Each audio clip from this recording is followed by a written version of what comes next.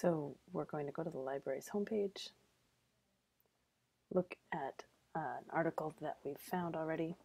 Let's use articles, databases, and indexes. We'll go to Human Physiology and Academic Search Premier. We're going to look at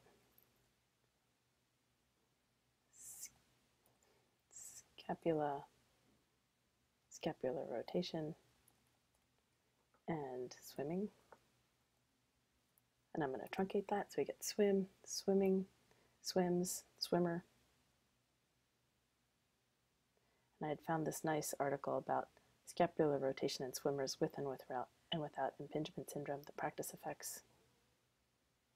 And I want to be able to do a little bit more of this. And remember I told you about using footnote chasing and purling. So let's try doing that.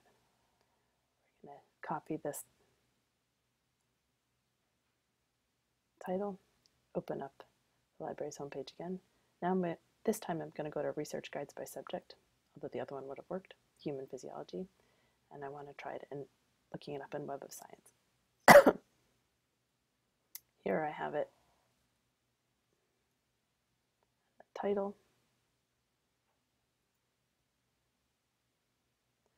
and this is the same thing that we've already seen. The abstract has all the authors. You might notice one of them looks kind of familiar.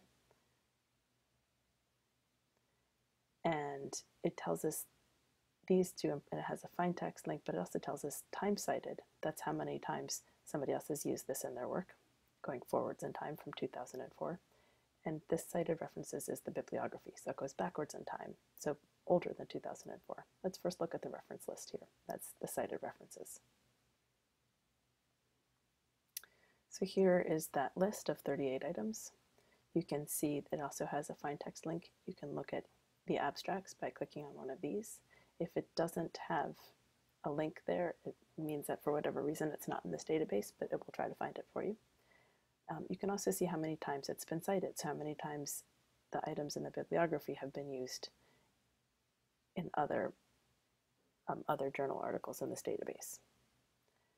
And as I've tried to say before, it doesn't mean that this one is better than this one. It's just that this one has been used more, so it's probably worth at least looking at to see why. If we were to click on this one, so here's another citation from 1994, click on that. It would tell us that we don't have it electronically, but we're looking for American Journal of Sports Medicine from 1994, so if we check the local catalog, American Journal of Sports Medicine, we do have it until 1999. So you'd be expected to come to Science and get that off the shelf. If we didn't, remember you could request this item. Okay, so that's going backwards in time. We're going to go back to the previous page and that Carduna article from 2004, and we're going to see who's used it since then. And here are the 36 items that have used it since then, starting with the most recent. You can also resort this list by time cited. So let's look at those 35 items that we can see. Which one is the one that's also been cited the most, that's been used the most in the literature? Looks like these are the top items that have used the Carduna article. And notice that they're all more recent than 2004. Pretty nice. And we can add these at any time. We can add these to Mendeley, import them to Mendeley.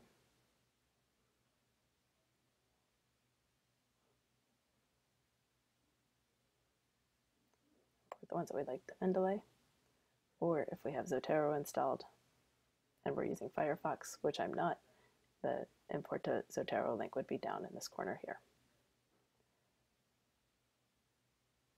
Okay, that's how you use Web of Science with a known item.